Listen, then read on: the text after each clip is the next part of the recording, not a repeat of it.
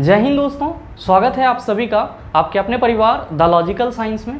मैं हूं आलोक सिंह आतिश और आज के इस वीडियो सेशन में हम लोग बात करने वाले हैं रासायनिक समीकरण को संतुलित कैसे करें। जी हां दोस्तों, आप में से बहुत सारे मित्रों का ये प्रॉब्लम रहता है कि सर जी हमसे रासायनिक समीकरण संतुलित नहीं हो पाता है, और साथ ही आप में से कुछ मित्रों का ये भी कहना रहता है कि गुरुजी जब हम लोग रासायनिक समीकरण को संतुलित करने जाते हैं तो हम लोग बहुत ज़्यादा कन्फ्यूज हो जाते हैं और अपना संतुलन खुद खो बैठते हैं। तो बने रहिएगा वीडियो के अंत तक। आज के बाद से आपको रासायनिक समीकरण को संतुलित करने में अपना संतुलन नहीं खोना पड़ेगा।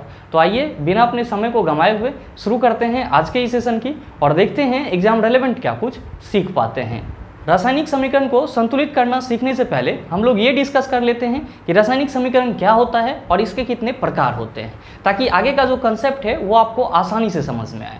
मेरे मित्र, जब हम लोग रासायनिक समीकरण की बात करते हैं, केमिकल इक्वेशन की बात करते हैं, तो हम सबों के मन में सबसे पहला क्वेश्चन यही आता है कि गुरुजी रासायनिक समीकरण क्या होता है। मेरे मित्र, आप सभी बड़े ही सरल शब्दों में इसको अपने माइंड में रखेंगे कि किसी भी रासायनिक अभिक्रिया में भाग लेने वाले पदार्थ और उस अभिक्रिया के उपरांत बनने वाले पदार्थों को जब आप उसके संक्षिप्त नाम के सहारे रिप्रेजेंट करते हैं, लिखते हैं, तो ये जो आप उसको संक्षिप्त नाम के सहारे लिखते हैं यही क्या कहलाता है? रासायनिक समीकरण कहलाता है, यानी कि केमिकल इक्वेशन कहलाता है। अब आप में से बहुत सारे मित्र सोच रहे होंगे कि सर हम लोग कैसे समझेंगे, तो बड़ा ही सरल शब्दों में समझ सकते हैं। बस ध्यान दीजिएगा, एक एग्जाम्पल पे सारी चीज़ें अपने आप क्लियर हो जाएगा। जैसे कि आपसे अगर कोई ये कहता है कि अच्छा ये बताओ कि जब हाइड्रोजन और ऑक्सीजन एक दूसरे के साथ रिएक्ट करेगा, हाइड्रोजन और ऑक्सीजन एक दूसरे के साथ रिएक्ट करेगा तो क्या बनेगा? आप सभी कहेंगे कि सर वाटर बन जाएगा, जल बन जाएगा, और उसी को आप क्या कहते हैं? तो सर उसी को आप हाइड्रोजन ऑक्साइड कहते हैं। क्या कहते हैं?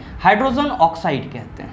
जब भी आपसे कोई ये पूछता है कि हाइड्रोजन और ऑक्सीजन जब एक दूसरे के साथ अभिक्रिया करेगा तो क्या बनेगा, आप कहते हैं वाटर बनेगा, जल बनेगा, या फिर आप कहते हैं हाइड्रोजन ऑक्साइड बनेगा। ध्यान दीजिएगा कि यहाँ पे हाइड्रोजन और ऑक्सीजन के बीच क्या हो रहा है? आप कहेंगे सर केमिकल रिएक्शन हो रहा है, यानी कि अभिक्रिया हो रहा है। मैंने आपको क्या बताया रासायनिक समीकरण के बारे में कि किसी भी रासायनिक अभिक्रिया में भाग लेने वाले पदार्थ और अभिक्रिया के उपरांत बनने वाले पदार्थों को जब उसके संक्षिप्त नाम के सहारे रिप्रेजेंट किया जाता है तो उसी को क्या कहते हैं? रासायनिक समीकरण कहते हैं। जैसे कि यहाँ पे आपने लिखा है हाइड्रोजन, और यहाँ पे हम हाइड्रोजन के लिए अगर H2 लिखें और साथ ही साथ यहाँ पे आपका ऑक्सीजन है तो प्लस लिख करके यहाँ पे हम फिर O2 लिखें, तो आप सभी क्या कहेंगे कि सर जब H2 और O2 एक दूसरे के साथ रिएक्ट करेगा, अभिक्रिया करेगा, तो क्या बना लेगा? आप कहेंगे हाइड्रोजन ऑक्साइड बना लेगा, जिसको हम लोग क्या कहते हैं? वाटर कहते हैं, जल कहते हैं। तो आप सभी क्या देख रहे हैं, यहाँ पे जो अभिक्रिया हो रही थी उसको आपने क्या करा? तो सर उसको आपने संक्षिप्त नाम के सहारे रिप्रेजेंट कर दिया, और इसी को हम लोग क्या कहते हैं? तो सर जी इसी को हम लोग रासायनिक समीकरण कहते हैं। क्या कहते हैं? रासायनिक समीकरण कहते हैं, यानी कि केमिकल इक्वेशन कहते हैं। जैसे कि एक और एग्जांपल ले सकते हैं, जब आपसे ये पूछा जाता है कि जरा सा ये बताओ कि जब हाइड्रोजन और क्लोरीन एक दूसरे के साथ रिएक्ट करेगा, हाइड्रोजन और क्लोरीन एक दूसरे के साथ रिएक्ट करेगा तो क्या बनेगा? आप सभी झट से कहते हैं कि गुरुजी हाइड्रोजन क्लोराइड बन जाएगा। क्या बन जाएगा? हाइड्रोजन क्लोराइड बन जाएगा। क्या बनेगा? हाइड्रोजन क्लोराइड, जिसको आप क्या कहते हैं सर? HCl कहते हैं। मेरे मित्र, आप सभी क्या देख रहे हैं कि यहाँ पे हाइड्रोजन और क्लोरीन के बीच अभिक्रिया हो रहा है, तो इसको हम लोग समीकरण के रूप में कैसे लिखेंगे? आप सभी कहेंगे कि सर जी यहाँ पे जो हाइड्रोजन है इसको हम लोग फिर से H2 लिखेंगे, और साथ ही साथ यहाँ पे जो क्लोरीन है इसको हम लोग Cl2 लिखेंगे, और हम सभी क्या कहेंगे कि जब हाइड्रोजन और क्लोरीन अभिक्रिया करेगा तो क्या बना लेगा? आप कहेंगे HCl बना लेगा, जिसको हम लोग क्या कहते हैं? हाइड्रोक्लोरिक एसिड कहते हैं, या फिर हाइड्रोजन क्लोराइड कहते हैं। इसका मतलब सीधा सा है कि किसी भी रासायनिक अभिक्रिया में भाग लेने वाले पदार्थ और उस अभिक्रिया के उपरांत बनने वाले पदार्थों को जब उसके संक्षिप्त नाम के सहारे लिखा जाता है, तो जो संक्षिप्त नाम के सहारे लिखा जाता है उसी को क्या बोला जाता है? रासायनिक समीकरण बोला जाता है, यानी कि केमिकल इक्वेशन बोला जाता है। तो आप चाहें तो इसको एज अ डेफिनेशन भी लिख सकते हैं। क्या लिख सकते हैं? आप लिख सकते हैं कि रासायनिक अभिक्रिया में भाग लेने वाले पदार्थों एवं अभिक्रिया के उपरांत बनने वाले पदार्थों को उसके संक्षिप्त नाम के सहारे लिखना क्या कहलाता है? रासायनिक समीकरण कहलाता है। साथ ही अब आप सभी कहेंगे कि चलो सर इसको तो हमने समझ लिया कि रासायनिक समीकरण क्या होता है, लेकिन ये बताओ कि रासायनिक समीकरण के कितने प्रकार होते हैं। आइए उसकी भी चर्चा करते हैं, लेकिन उससे पहले अगर आप नोट डाउन करना चाहते हैं तो वीडियो को पॉज करके इन सारे चीज़ों को नोट डाउन कर सकते हैं। अब हम लोग बात कर लेते हैं रासायनिक समीकरण के प्रकार की, यानी कि टाइप्स ऑफ केमिकल इक्वेशन की। हमेशा ध्यान में रखेंगे कि रासायनिक समीकरण दो प्रकार के होते हैं। कितने प्रकार के होते हैं? दो प्रकार के। कौन कौन सा? तो पहला होता है असंतुलित रासायनिक समीकरण। पहला कौन सा होता है? असंतुलित रासायनिक समीकरण, जिसको हम लोग इंग्लिश में क्या कहते हैं? तो सर इसी को हम लोग इंग्लिश में अनबैलेंस्ड केमिकल इक्वेशन कहते हैं। और दूसरा होता है आपका संतुलित रासायनिक समीकरण, जिसको हम लोग इंग्लिश में क्या कहते हैं? तो सर इसको हम लोग इंग्लिश में बैलेंस्ड केमिकल इक्वेशन कहते हैं। अब आप सभी कहेंगे कि सर इसको हम लोग समझेंगे कैसे?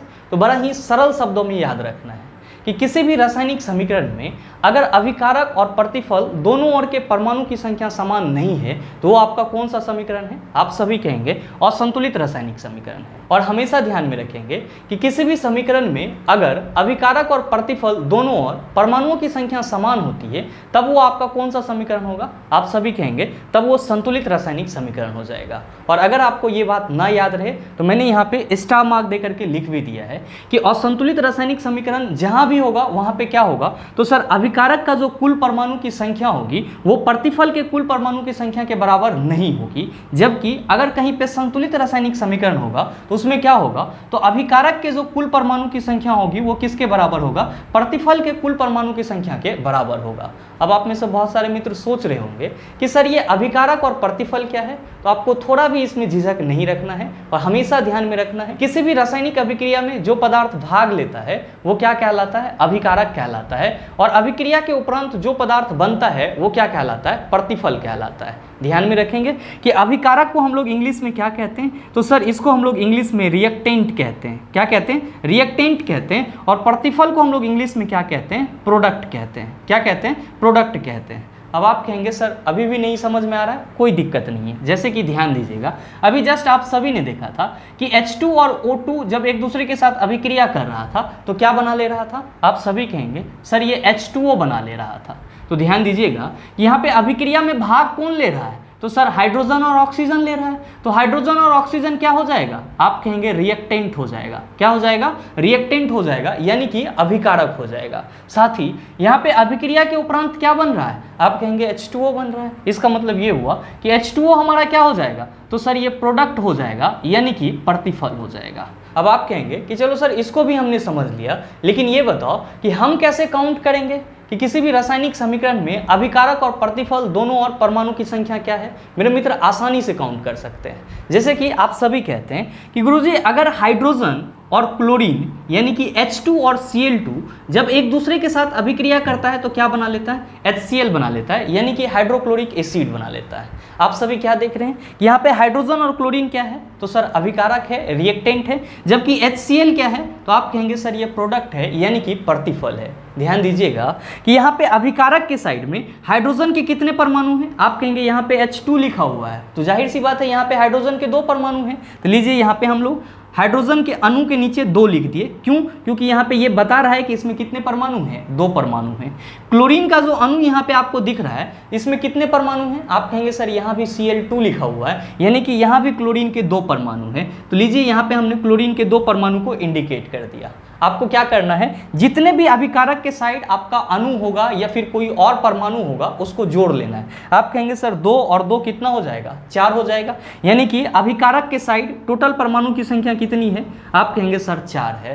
ध्यान दीजिएगा कि प्रतिफल आपका क्या है? HCl है। आप कहेंगे कि यहाँ पे हाइड्रोजन के 1 परमाणु है और क्लोरीन के कितने परमाणु हैं? तो 1 परमाणु है। 1 और 1 मिलकर के कितना हो जाएगा? आप कहेंगे सर 2 हो जाएगा। अब आप बताइए कि अभिकारक के साइड आपको 4 परमाणु है टोटल, जबकि प्रतिफल के साइड आपको टोटल कितना है? 2 परमाणु है। ये कौन सा समीकरण होगा? आप कहेंगे सर कैसी बात कर रहे हैं? यहाँ पे पूरा कहानी लिखा हुआ है कि अभिकारक का कुल परमाणु संख्या अगर प्रतिफल के कुल परमाणु संख्या के बराबर नहीं होगा तब ये जो हमारा समीकरण होगा वो क्या हो जाएगा? असंतुलित रासायनिक समीकरण हो जाएगा, यानी कि अनबैलेंस्ड केमिकल इक्वेशन हो जाएगा। इसका मतलब ये हुआ कि ये जो आपका इक्वेशन है ये किसका एग्जाम्पल है? तो सर असंतुलित रासायनिक समीकरण का एग्जाम्पल है। अब आप कहेंगे कि संतुलित रासायनिक समीकरण का एग्जाम्पल क्या होगा? मेरे मित्र इसको भी आप आसानी से समझ सकते हैं। जैसे कि हम लोग इसी इक्वेशन को यहाँ पे फिर से रिपीट करते हैं। आप कह रहे हैं कि H2 और Cl2 जब एक दूसरे के साथ अभिक्रिया करेगा तब ये क्या बना लेगा? तो सर HCl बना लेगा। हम यहाँ पे क्या कह रहे हैं? ये 2HCl बना लेगा। क्या बना लेगा? 2HCl बना लेगा। जरा सा अब काउंट करके देखते हैं। आप क्या कहेंगे कि यहाँ पे हाइड्रोजन के 2 परमाणु हैं, क्लोरीन के 2 परमाणु हैं, साथ ही प्रोडक्ट के साइड में आपने 2HCl लिखा है, इसका मतलब ये हुआ कि यहाँ पे हाइड्रोक्लोरिक एसिड के कितने मॉलिक्यूल्स हैं, तो 2 मॉलिक्यूल्स हैं, जिसमें हाइड्रोजन कितना है, तो सर 2 हाइड्रोजन है और 2 क्लोरीन है। यहाँ पे जो 2HCl लिखा हुआ है इसका मतलब क्या हुआ, इसका मतलब हुआ कि यहाँ पे हाइड्रोजन के 2 परमाणु हैं और क्लोरीन के कितने परमाणु हैं, तो सर 2 परमाणु हैं। जरा सा अब आप जोड़ करके देखेंगे, आप क्या कहेंगे कि गुरुजी यहाँ भी कितना हो जाएगा 4 और इधर भी कितना हो जाएगा 4। आप क्या देख रहे हैं कि अभिकारक और प्रतिफल दोनों और परमाणु की संख्या क्या है, समान है। तो ये आपका कौन सा समीकरण हो जाएगा, आप कहेंगे सर ये संतुलित रासायनिक समीकरण हो जाएगा। कौन सा हो जाएगा, बैलेंस्ड केमिकल इक्वेशन हो जाएगा। अब आप सभी कहेंगे कि चलो सर इसको भी हमने समझ लिया, लेकिन ये बताओ कि किसी भी रासायनिक समीकरण को हम लोग संतुलित करते ही क्यों हैं। ये भी एक मोस्ट इंपॉर्टेंट क्वेश्चन है जो आप सभी के मन में आ रहा होगा। मेरे मित्र हमेशा ध्यान में रखिएगा कि केमिस्ट्री में सिर्फ और सिर्फ संतुलित रासायनिक समीकरण का वैल्यू होता है और संतुलित रासायनिक समीकरण हम लोग ना के बराबर पढ़ते हैं। हालांकि हम लोग पढ़ाई के दौरान असंतुलित रासायनिक समीकरण भी लिख देते हैं, लेकिन ज़्यादा वैल्यू किसका होता है, संतुलित रासायनिक समीकरण का होता है। क्योंकि ये क्या होता है, अंतर्राष्ट्रीय जो स्केल होता है उस पर पूरी तरह से परिशुद्ध होता है, यानी कि प्योर माना जाता है। अब आप कहेंगे सर ये तो इसका कोई रीज़न नहीं हुआ। हम भी समझ रहे हैं कि जो चीज़ संतुलित होगा वो बहुत ज़्यादा अच्छा माना जाएगा, लेकिन इसका मेन रीज़न क्या है। मेरे मित्र हमेशा ध्यान में रखेंगे कि किसी भी रासायनिक समीकरण को हम लोग संतुलित द्रव्यमान संरक्षण नियम के पालन करने के लिए करते हैं। किसी भी रासायनिक समीकरण को जो हम लोग संतुलित करते हैं वो किस लिए करते हैं, ताकि वो समीकरण क्या हो सर, द्रव्यमान संरक्षण नियम का पालन कर पाए। अब आप कहेंगे कि ये द्रव्यमान संरक्षण नियम क्या होता है, तो मेरे मित्र ध्यान में रखेंगे कि द्रव्यमान संरक्षण नियम को ही हम लोग इंग्लिश में क्या कहते हैं, तो सर इसी को हम लोग इंग्लिश में मास कंजर्वेशन रूल कहते हैं। क्या कहते हैं, मास कंजर्वेशन रूल कहते हैं। अब आप सभी के मन में चल रहा होगा कि इसको हम डिफाइन कैसे करेंगे, बड़ा ही सरल रूप में डिफाइन कर सकते हैं। द्रव्यमान संरक्षण नियम कहता है कि किसी भी रासायनिक अभिक्रिया में जो पदार्थों का द्रव्यमान होता है वो अपरिवर्तित रहता है, यानी कि अनचेंज रहता है।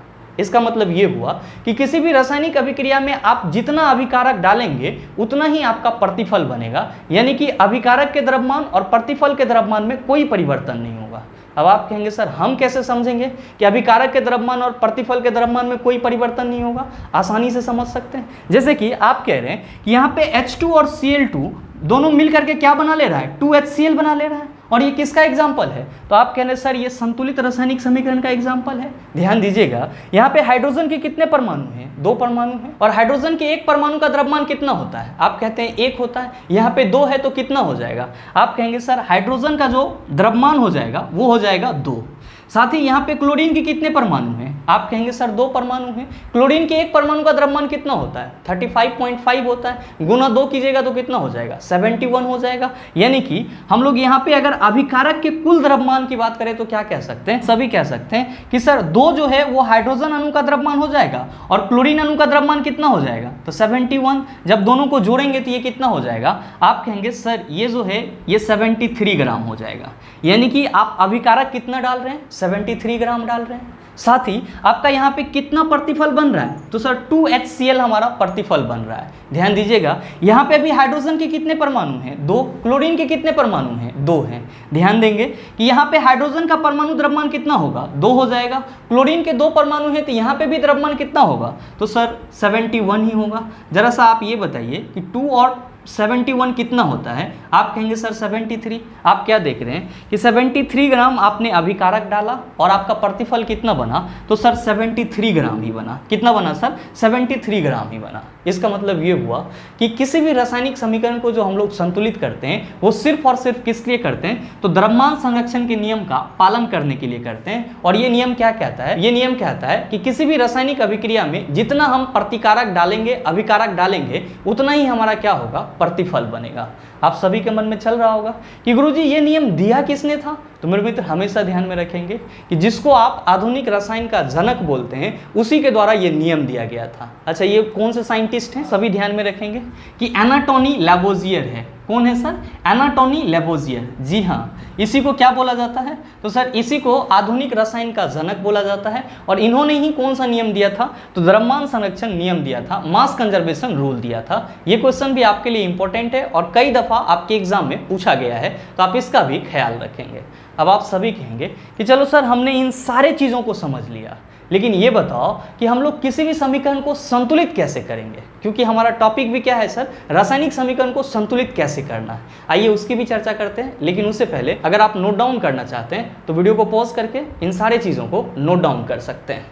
अब हम लोग बात कर लेते हैं कि किसी भी रासायनिक समीकरण को संतुलित कैसे करें। मेरे मित्र हमेशा ध्यान में रखिएगा कि रासायनिक समीकरण को संतुलित करने के लिए हम लोग एक बड़ा ही सरल सा मेथड अपनाते हैं, जिसको क्या बोलते हैं, तो सर इसको हम लोग हीट एंड ट्रायल मेथड कहते हैं। अच्छा, इसमें हम लोग करते क्या हैं, तो सर इसमें हम लोग कुछ नहीं करते हैं, सिर्फ अपने अनुमान से क्या करते हैं, आवश्यक कॉफिशिएंट लगाते हैं, ताकि अभिकारक और प्रतिफल दोनों और परमाणु की संख्या क्या हो जाए, समान हो जाए। इस चीज़ को मैंने यहाँ पे लिख भी दिया है ताकि आपको लिखने में भी और समझने में भी आसानी हो। ध्यान दीजिएगा मैंने क्या लिखा है कि इस मेथड में क्या करते हैं, अपने अनुमान से समीकरण में उपस्थित पदार्थों के संकेत और सूत्र के ठीक पहले आवश्यक गुणक लगाते हैं, ताकि दोनों और परमाणु की संख्या क्या हो जाए सर, समान हो जाए। अब आप कहेंगे कि सर ये तो थ्योरेटिकल बात है, जरा सा आप इसको प्रैक्टिकल करके बताओ ताकि हम आसानी से समझ पाएं। मेरे मित्र ध्यान दीजिएगा एक बड़ा ही सरल से एग्जाम्पल पे, जैसे हम लोग बात करते हैं H2 प्लस O2 की। आप सभी क्या कहते हैं कि जब H2 और O2 एक दूसरे के साथ जुटेगा तब ये क्या बना लेगा, तो सर H2O बना लेगा। जरा सा ये बताइए, ये आपका संतुलित रासायनिक समीकरण है या फिर असंतुलित रासायनिक समीकरण है। आप कहेंगे कि सर देखने से ही लग रहा है असंतुलित है। क्यों? क्योंकि यहाँ पे हाइड्रोजन के 2 परमाणु हैं और ऑक्सीजन के 2 परमाणु हैं, तो अभिकारक के साइड तो हमारा 4 परमाणु हो जाएगा, लेकिन प्रतिफल में H2O है। इसका मतलब यह हुआ कि प्रतिफल में हाइड्रोजन के 2 परमाणु हैं और ऑक्सीजन के 1 परमाणु है, तो 2 और 1 कितना होगा, आप कहेंगे सर 3 हो जाएगा। तो आपका जो अभिकारक है उधर 4 परमाणु है, जबकि प्रतिफल में 3 परमाणु है, तो यह आपका क्या हो जाएगा, असंतुलित रासायनिक समीकरण हो जाएगा। आपको क्या करना है, इसको संतुलित करना है। हमेशा ध्यान में रखेंगे कि जब भी हम लोग किसी भी केमिकल इक्वेशन को संतुलित करते हैं तो उस केमिकल इक्वेशन में जो सबसे बड़ा कंपाउंड होता है उसको पकड़ते हैं। तो जरा सा गौर कीजिए कि इस इक्वेशन में आपको कौन सा कंपाउंड बड़ा नजर आ रहा है। आप कहेंगे सर H2O हमको यहाँ पे बड़ा दिख रहा है। ध्यान देंगे कि यहाँ पे H2O लिखा हुआ है, इसका मतलब ये हुआ कि हाइड्रोजन के 2 परमाणु हैं और ऑक्सीजन के 1 परमाणु है, जबकि आप जब अभिकारक साइड देखेंगे तो हाइड्रोजन के 2 परमाणु हैं और ऑक्सीजन के 2 परमाणु हैं। आप क्या कहेंगे कि गुरुजी हाइड्रोजन तो दोनों और बराबर है, लेकिन ऑक्सीजन दोनों और बराबर नहीं है। यहाँ पे ऑक्सीजन के कितने परमाणु हैं, 2 हैं। इसका मतलब ये हुआ कि हमको ऑक्सीजन को पहले बैलेंस करना होगा। आप क्या कहेंगे कि सर अगर हम यहाँ पे 2 लगा दें तो ऑक्सीजन हमारा दोनों और क्या हो जाएगा, 2-2 हो जाएगा। ध्यान दीजिएगा कि यहाँ पे हम क्या कर रहे हैं, 2 लगा दे रहे हैं। आप क्या कहेंगे कि जब आप यहाँ पे 2 लगाएंगे ये 2H2 हो जाएगा, यानी कि आपका हाइड्रोजन कितना हो गया, 4 हो गया, और ऑक्सीजन कितना हो गया, 2 हो गया।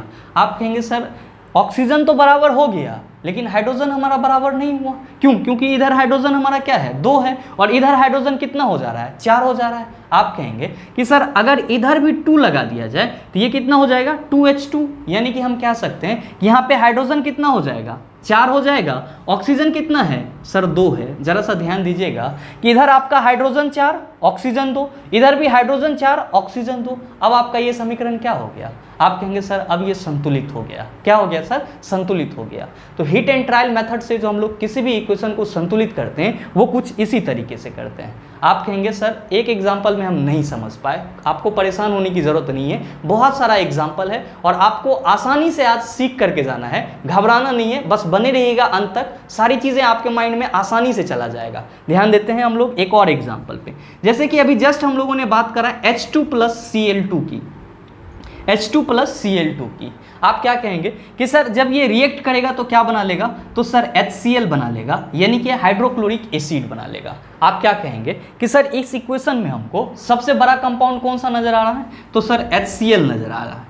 ध्यान देंगे कि यहाँ पे HCl में हाइड्रोजन के कितने परमाणु हैं, 1 परमाणु है, क्लोरीन के कितने परमाणु हैं, 1 परमाणु है, जबकि अभिकारक के साइड आपका कितना है सर, तो हाइड्रोजन के 2 परमाणु हैं और क्लोरीन के 2 परमाणु हैं। आप क्या कहेंगे कि गुरुजी अगर हम यहाँ पे 2 लगा दे रहे हैं, क्या कर रहे हैं, 2 लगा दे रहे हैं, इधर हमारा क्या हो जाएगा, 2 हाइड्रोजन हो जाएगा और 2 क्या हो जाएगा, क्लोरीन हो जाएगा, और इधर हमारा क्या है सर, हाइड्रोजन भी 2 है और क्लोरीन भी 2 है, यानी कि 2 और 2 कितना हो जाएगा, 4 हो जाएगा। और फिर इधर 2 और 2 कितना हो जाएगा, 4 हो जाएगा। अभिकारक और प्रतिफल दोनों और परमाणु की संख्या क्या हो गई, समान हो गई, यानी कि ये आपका कौन सा समीकरण हो गया, तो सर संतुलित रासायनिक समीकरण हो गया। आइए कुछ और भी इससे बड़े बड़े इक्वेशन है उसको हम लोग संतुलित करके देखते हैं, ताकि जो कंसेप्ट है उसको आप आसानी से समझ पाओ। लेकिन उससे पहले अगर आप नोट डाउन करना चाहते हैं तो वीडियो को पॉज करके इन सारे चीज़ों को नोट डाउन कर सकते हैं। कुछ और समीकरण हम लोग संतुलित करके देखते हैं, ताकि आपका जो कंसेप्ट है वो आसानी से क्लियर हो पाए, और जब भी आपको समीकरण को संतुलित करने के लिए क्वेश्चन दिया जाए आप उसको आसानी से संतुलित कर पाओ। आपका जो पहला इक्वेशन है वो है कि नाइट्रोजन जब हाइड्रोजन के साथ अभिक्रिया कर ले रहा है तब ये क्या बना ले रहा है सर, तो सर अमोनिया बना ले रहा है, यानी कि NH3 बना ले रहा है। आप सभी क्या कहेंगे, आप सभी कहेंगे कि सर पहले इस समीकरण को हम लोग एक बार और लिख लेते हैं। N2 + H2 जब एक दूसरे के साथ अभिक्रिया किया तो क्या बनाया, तो सर जी NH3 बना लिया। अच्छा, आप यहाँ पे क्या कहेंगे कि सर जब भी हम समीकरण को संतुलित करेंगे तो पहले क्या पकड़ेंगे कि उस इक्वेशन में बड़ा कंपाउंड कौन सा है। आप क्या देख रहे हैं कि इस इक्वेशन में आपको बड़ा कंपाउंड कौन नजर आ रहा है, तो सर NH3 नजर आ रहा है। ध्यान दीजिएगा कि NH3 में नाइट्रोजन के 1 परमाणु हैं और हाइड्रोजन के कितने परमाणु हैं, तो गुरुजी 3 परमाणु हैं। जबकि अभिकारक साइड नाइट्रोजन आपका 2 है और हाइड्रोजन कितना है, 2 है। आप क्या कहेंगे कि सर अगर हम यहाँ पे 2 रख दें तो नाइट्रोजन हमारा कितना हो जाएगा, 2 हो जाएगा। नाइट्रोजन क्या हो जाएगा, बैलेंस हो जाएगा। तो लीजिए यहाँ पे हम लोग पहले नाइट्रोजन को बैलेंस करने के लिए 2 रख दे रहे हैं। आप कहेंगे कि सर जब यहाँ पे हम 2 रखेंगे तो 2 नाइट्रोजन तो बैलेंस हो जाएगा, लेकिन ये जो हमारा हाइड्रोजन है ये कितना हो जाएगा, तो सर यहाँ पे H3 है और हमने यहाँ पे 2 लगा दिया तो हाइड्रोजन हमारा कितना हो जाएगा, 2 तिया 6, यानी कि हाइड्रोजन जो है वो कितना हो जाएगा सर, 6 हो जाएगा। जबकि अभिकारक के साइड हमारा हाइड्रोजन कितना है, तो सर 2 है। तो क्या करेंगे, तो आप सभी कहेंगे कि अगर हम यहाँ पे 3 रख दें तो ये क्या हो जाएगा, हमारा 6 हाइड्रोजन हो जाएगा। अब आप सभी इसको काउंट करेंगे तो आप क्या कहेंगे कि यहाँ पे नाइट्रोजन के 2 परमाणु और हाइड्रोजन के कितने परमाणु, 6 परमाणु। साथ ही प्रतिफल साइड में नाइट्रोजन के 2 परमाणु और हाइड्रोजन के कितने परमाणु सर, 6 परमाणु। दोनों और क्या हो गया सर, 8-8 हो गया, और आपका ये समीकरण क्या हो गया, संतुलित हो गया। तो हीट एंड ट्रायल मेथड से जो हम लोग समीकरण को संतुलित करते हैं बस यही तरीका होता है। बस आपको अपने अनुमान से वहाँ पे एक गुणक लगाना है ताकि दोनों और परमाणु की जो संख्या है वो क्या हो जाए सर, समान हो जाए। आइए बात करते हैं हम लोग दूसरे एग्जाम्पल की।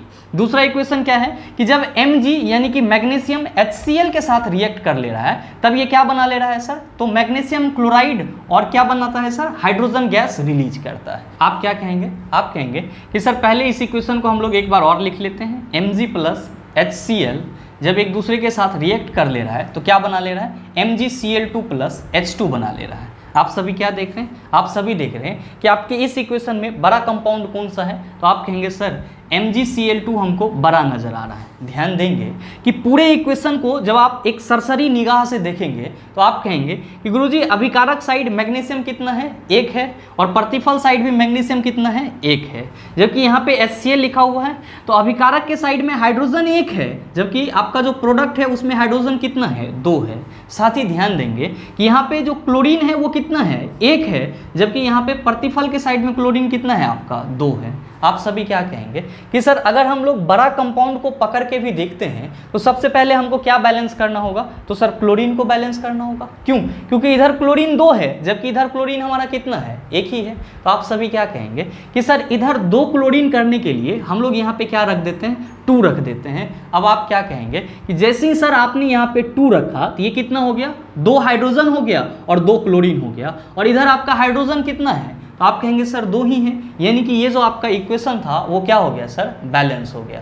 अब आप कहेंगे हम कैसे समझेंगे, तो परमाणु संख्या काउंट कर लीजिए। मैग्नीशियम का परमाणु कितना है, इधर 1 है, हाइड्रोजन आपने यहाँ पे 2 रखा तो कितना हो गया, 2, क्लोरीन भी कितना हो गया, तो गुरुजी 2 हो गया। ध्यान देंगे यहाँ पे मैग्नीशियम आपका कितना है, 1, क्लोरीन कितना है, 2, हाइड्रोजन कितना हो गया सर आपका, 2 हो गया। आप क्या कहेंगे, आप कहेंगे कि सर 1 2 1 3 2 5, यानी कि अभिकारक के साइड परमाणु की संख्या 5 और प्रतिफल के साइड 1 2 1 3 2 5, प्रतिफल के साइड भी परमाणु की संख्या कितनी हो गई सर, 5, यानी कि समीकरण हमारा क्या हो गया, संतुलित हो गया। आपका जो तीसरा एग्जांपल है उसमें क्या कहा जा रहा है कि Fe जब H2O के साथ रिएक्ट कर ले रहा है तब ये क्या बना ले रहा है सर, Fe3O4 बना रहा है। साथ ही साथ क्या रिलीज हो रहा है, हाइड्रोजन गैस रिलीज हो रहा है। ध्यान में रखेंगे कि पहले हम लोग क्या करेंगे, तो सर इस इक्वेशन को फिर से लिख लेंगे। Fe प्लस H2O रिएक्ट करके क्या बना ले रहा है, तो सर जी Fe3O4 प्लस H2 बना ले रहा है। ध्यान देंगे कि हमको क्या करना है, तो सर सबसे पहले हमको बड़ा कंपाउंड चूज करना है। आप क्या कहेंगे कि सर यहाँ पे Fe3O4 जो है वो क्या नज़र आ रहा है, बड़ा नज़र आ रहा है। आप क्या कहेंगे कि सर प्रतिफल के साइड में जो फेरस के परमाणु हैं वो कितने हैं, 3 हैं, जबकि अगर आप इधर देखेंगे तो अभिकारक के साइड में फेरस के कितने परमाणु हैं, तो आप कहेंगे सर एक ही है। इधर आपका 3 है और इधर आपका कितना है, 1 है, तो आप क्या कहेंगे कि गुरुजी अगर इधर हम 3 रख देते हैं तो हमारा जो लोहा है वो दोनों ओर क्या हो जाएगा, बराबर हो जाएगा। इधर भी आपका 3Fe हो जाएगा और इधर भी आपका क्या हो जाएगा, 3Fe हो जाएगा। आप कहेंगे चलो सर लोहा तो हमने बैलेंस कर लिया, लेकिन यहाँ पे ऑक्सीजन के कितने परमाणु हैं, सर 4 परमाणु हैं, जबकि इधर आपका ऑक्सीजन का कितना परमाणु है, तो सर 1 परमाणु है। अब आप क्या कहेंगे, अब आप कहेंगे कि सर अगर हम यहाँ पे 4 रख दें, यहाँ पे क्या रख दें सर, 4 रख दें, तो ऑक्सीजन हमारा कितना हो जाएगा, 4 हो जाएगा, लेकिन हाइड्रोजन कितना हो जाएगा, तो गुरुजी यहाँ पे H2 पहले से था तो 4 दूना 8 हो जाएगा, यानी कि इधर आपका हाइड्रोजन 8 हो जाएगा और ऑक्सीजन कितना हो जाएगा, 4 हो जाएगा। जबकि प्रतिफल के साइड में आपका हाइड्रोजन कितना है, तो सर 2 ही है, कोई दिक्कत नहीं है। यहाँ पे हम लोग क्या करते हैं सर 4 रख देते हैं, तो आप क्या कहेंगे कि गुरुजी यहाँ पे हाइड्रोजन कितना हो जाएगा, 8 हो जाएगा। ध्यान दीजिएगा यहाँ पे आपका हाइड्रोजन 8, इधर भी हाइड्रोजन 8, यहाँ पे आपका ऑक्सीजन 4, इधर भी आपका ऑक्सीजन 4, यहाँ पे आपका लोहा 3 और इधर भी आपका लोहा कितना हो गया सर, 3 हो गया सर समीकरण संतुलित। आपका जो अगला एग्जाम्पल है वो है एग्जाम्पल नंबर 4। क्या है सर कि KClO3 जब डिकम्पोज होता है, विघटित होता है, ये किस में बदल जाता है, KCl और ऑक्सीजन में बदल जाता है। आप सभी क्या कहेंगे कि सर पहले इस इक्वेशन को हम लोग एक बार लिख लेते हैं, तो लीजिए लिख लेते हैं सर। KClO3 जब विघटित होता है ये सर किस में टूट जाता है, तो KCl प्लस O2 में टूट जाता है। आप क्या देखेंगे, आप देखेंगे कि इसमें बड़ा कंपाउंड कौन सा है। आप सभी कहेंगे कि सर ये जो हमारा KClO3 है ये क्या है, एक बड़ा कंपाउंड है। आप क्या कहेंगे कि सर इस कंपाउंड में पोटेशियम के 1 परमाणु है, जबकि प्रतिफल के साइड में पोटेशियम के कितने परमाणु हैं, 1 परमाणु है। इधर हमारा क्लोरीन का 1 परमाणु है, जबकि इधर भी हमारा क्लोरीन का कितना है सर, 1 ही परमाणु है। यानी कि पोटेशियम और क्लोरीन दोनों ओर क्या है, बराबर है। जबकि अभिकारक साइड में आपका ऑक्सीजन कितना है, 3 है, और इधर आपका प्रतिफल में ऑक्सीजन कितना है, 2 है। आप क्या कहेंगे कि गुरुजी यहाँ पे ऑक्सीजन जो है वो क्या है, अनबैलेंस्ड है, आपको इसी को क्या करना है, बैलेंस करना है। आप सभी कहेंगे कि गुरुजी अगर यहाँ पे ऑक्सीजन 2 है और इधर ऑक्सीजन 3 है, तो हम लोग क्या करते हैं, ऑक्सीजन को बैलेंस करने के लिए इधर 3 रख देते हैं। जब आप इधर 3 रखेंगे तो आपका ऑक्सीजन कितना हो जाएगा, 6 हो जाएगा। कितना हो जाएगा, 6 हो जाएगा।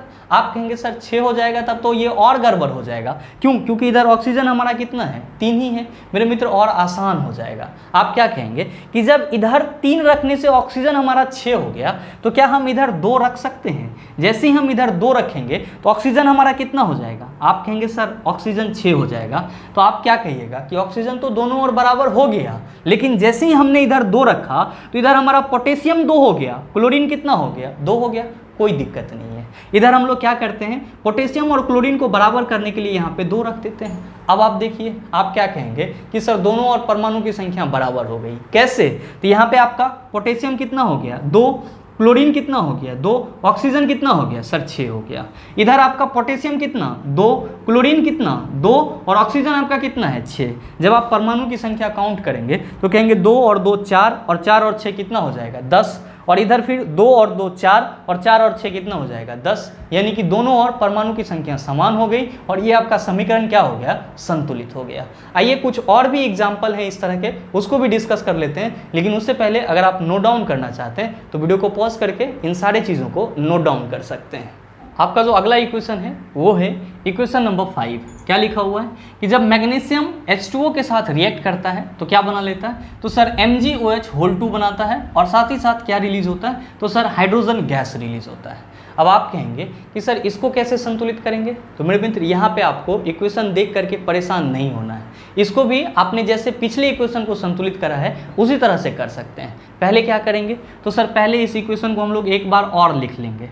Mg प्लस H2O दोनों जब रिएक्ट होता है क्या बनाता है, MgOH2 बनाता है और साथ ही साथ क्या रिलीज होता है, हाइड्रोजन गैस रिलीज होता है। अच्छा ध्यान दीजिएगा कि यहाँ पे जो हम लोग एक बार और इक्वेशन को लिख रहे हैं, ये संतुलित करने का तरीका नहीं है, बस आप आसानी से समझ पाओ और आपको बनाने में आसानी हो, इसलिए मैं आपको ऐसा कह रहा हूँ कि पहले अगर आप इक्वेशन को एक बार लिख लेंगे तो आपको ये पकड़ने में आसानी होगी कि हमको किसको बैलेंस करना है और किसको नहीं करना है। ध्यान देंगे कि यहाँ पे आपको क्या चूज करना है, तो सर सबसे बड़ा कंपाउंड चूज करना है। कौन सा है, तो गुरुजी MgOH2 इस इक्वेशन में सबसे बड़ा कंपाउंड नजर आ रहा है। आप क्या कहेंगे कि प्रतिफल साइड में मैग्नीशियम के कितने परमाणु हैं, एक परमाणु है, जबकि अभिकारक के साइड में भी मैग्नीशियम के कितने परमाणु हैं, एक परमाणु है। आप कहेंगे मैग्नीशियम तो दोनों और बराबर है, यानी कि मैग्नीशियम आपका क्या है, संतुलित है। ध्यान देंगे कि यहाँ पे OH का होल 2 लिखा हुआ है। क्या लिखा हुआ है, OH का होल 2 लिखा हुआ है। इसका मतलब ये हुआ कि यहाँ पे ऑक्सीजन के 2 परमाणु हैं और हाइड्रोजन के कितने परमाणु हैं, 2 परमाणु हैं।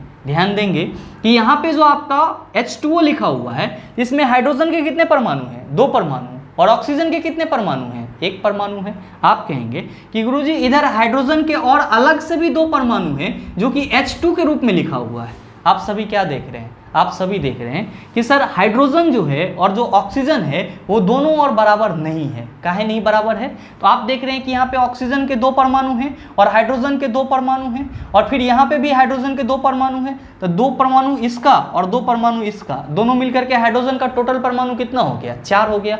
जबकि आपके अभिकारक साइड में हाइड्रोजन के कितने परमाणु हैं, 2 ही हैं। साथ ही इधर आपका ऑक्सीजन कितना है, 2 है, जबकि अभिकारक साइड में आपका ऑक्सीजन कितना है, 1 ही है। तो आप क्या कहेंगे कि हाइड्रोजन और ऑक्सीजन को हमको क्या करना होगा, बैलेंस करना होगा। आप सभी कहेंगे कि सर जब इधर OH का होल 2 लिखा हुआ है और यहाँ पे ऑक्सीजन के 2 परमाणु हैं और यहाँ पे ऑक्सीजन के 1 परमाणु है, तो अगर हम ऑक्सीजन को बैलेंस करें तो उसके लिए हम लोग सर यहाँ पे 2 लिख सकते हैं। और जैसे ही आप इधर 2 रखेंगे तो आप क्या कहेंगे कि गुरुजी हाइड्रोजन 4 हो जाएगा और ऑक्सीजन कितना हो जाएगा, 2 हो जाएगा। लीजिए आपका जो इक्वेशन है वो बैलेंस हो गया है। आपको अगर बिलीव ना हो तो काउंट करके देख लीजिए। आप क्या कहेंगे कि 4 1 5 और 2 कितना हो जाएगा, 7, और इधर कितना हो जाएगा, तो सर 1 और 2 1 3 और 3 और 2 कितना हो गया, तो आप कहेंगे सर 5 और प्लस ये 2 कितना हो जाएगा, आप कहेंगे सर 7। दोनों और परमाणु की संख्या क्या हो गई, सर बराबर हो गई, और आपका जो ये इक्वेशन था वो क्या हो गया, सर संतुलित हो गया। बस आपको इस टाइप के इक्वेशन में सिर्फ और सिर्फ एक ही चीज ध्यान में रखना है कि होल 2 के अंदर यानी कि ब्रैकेट के अंदर जो भी परमाणु है और उसका जितना होल में लिखा हुआ है, 2 लिखा हो, 3 लिखा हो, 4 लिखा हो, उतना ही क्या हो जाएगा, परमाणु हो जाएगा। जैसे कि अगर आपको यहाँ पे SO4 होल 3 लिखा हुआ रहता तब आप यहाँ पे क्या कहते, तब आप कहते कि गुरुजी यहाँ पे सल्फर के 3 परमाणु हो जाएंगे, जबकि ऑक्सीजन का 4 ब्रैकेट के अंदर ही है और इसका होल 3 है, तो ऑक्सीजन का टोटल परमाणु कितना हो जाएगा, 12 हो जाएगा। तो बस आप इस कंसेप्ट को ध्यान में रखिएगा कि ब्रैकेट के अंदर जो भी परमाणु होगा उसका जो होल होगा उससे उतना क्या हो जाएगा, सर मल्टीप्लाई हो जाएगा। मेरे मित्र उम्मीद करते हैं कि यहाँ तक के जितने भी कंसेप्ट थे उसको आप आसानी से समझ पाए होंगे। अब आपको किसी भी प्रकार का रासायनिक समीकरण दे दिया जाए तो मेरे ख्याल से आप उसको हंसते हंसते और आसानी से संतुलित कर सकते हैं। और हाँ, अब आपको समीकरण को संतुलित करने में अपना संतुलन नहीं खोना पड़ेगा। साथ ही उम्मीद करते हैं कि ये वीडियो आपको अच्छा लगा होगा। अगर आपको वीडियो अच्छा लगा तो वीडियो को लाइक कीजिएगा, ज़्यादा से ज़्यादा शेयर कीजिएगा, और हाँ, अगर आप चैनल पर नए हैं तो सब्सक्राइब करके बेल आइकन दबा लीजिएगा ताकि इस तरह के एग्जाम रेलेवेंट वीडियो का नोटिफिकेशन सबसे पहले आपके पास पहुंचे और आप उसको सबसे पहले देख पाओ। मिलते हैं फिर अगले सेशन में, तब तक के लिए best of luck. Thank you, have a nice day.